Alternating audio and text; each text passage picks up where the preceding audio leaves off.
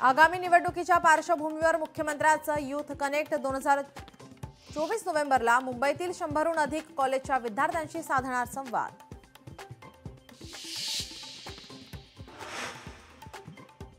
मालाड मालवणीतील अनधिकृत बांधकामाविरोधात मंत्री मंगलप्रभात लोढा काढणार मोर्चा। आज दुपारी 4 वाजता मालवणी पोलीस ठाण्यावर मोर्चा।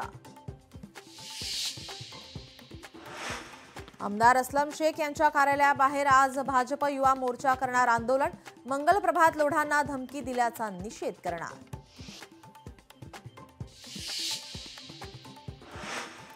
शिवरायांच्या पुतळ्याचं अनावरण प्रकरणी अमित ठाकरेंवर गुन्हा। पोलिसांची नोटीस घेण्यासाठी आज स्वतः नेरूळ पोलीस स्थानकात जाणार।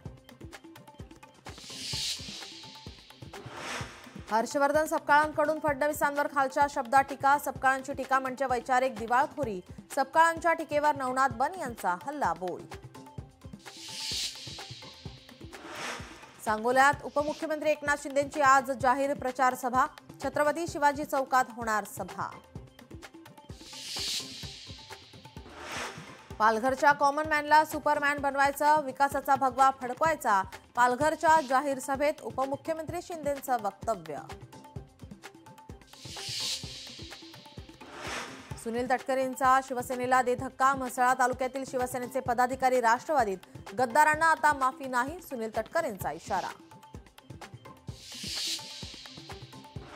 भावाला भावाचा सल्ला, कुठलंही वक्तव्य जबाबदारीने करायला हवं। नितेश राणेंचा निलेश राणेंना सल्ला। निलेश राणेंनी रवींद्र चव्हाणांवर केली होती टीका। बीडमध्ये ऊस दर प्रश्नावर शेतकरी संघटना एकवटल्या। 24 नोव्हेंबरपासून बेमुदत चक्का जाम आंदोलनाचा इशारा।